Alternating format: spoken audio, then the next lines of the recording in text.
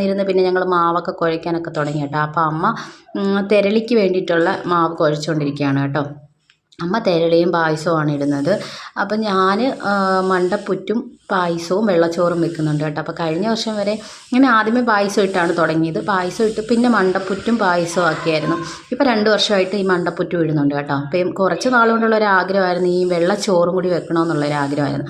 അങ്ങനെ അത് ഈ വർഷം സാധിച്ചു. വെള്ളച്ചോറും മണ്ടപ്പുറ്റും പായസവും കൂടി. അമ്മയുടെ പ്രധാന വഴിപാടെന്ന് പറഞ്ഞാൽ നമ്മുടെ ശർക്കര പായസമാണ്. അതെല്ലാവരും ഇടും. പിന്നെ അതിൻ്റെ കൂട്ടത്തിൽ നമുക്കിഷ്ടമുള്ള വേറെ മണ്ടപ്പുറ്റും ഒക്കെ ഓരോ നേർച്ചയായിട്ട് ഇടുന്നതാണ് കേട്ടോ. അങ്ങനെ നമ്മുടെ പൊങ്കാല കത്തിക്കുന്ന സമയമായി. അങ്ങനെ ആ ഒരു സമയത്ത് എല്ലാവരും കത്തിച്ചു. അപ്പം ഞാൻ 2 അടുപ്പ് എടുത്തിട്ടുണ്ടായിരുന്നു കേട്ടോ. അപ്പോൾ ഈ ഒരു വർഷം സാൽമ ഇല്ലാത്തതുകൊണ്ട് സാൽമയുടെ അടുപ്പും കൂടി ഞാൻ എടുത്തിട്ട് അതിൽ മണ്ടപ്പുറ്റ് വെച്ചു. പായസവും ആയതിനു ശേഷമാണ് വെള്ളച്ചോറ് വെക്കുന്നത്. അപ്പം എണ്ണി പറയാനാണെങ്കിൽ എൻ്റെ ഇത് 10ാമത്തെ പൊങ്കാലയാണ് കേട്ടോ.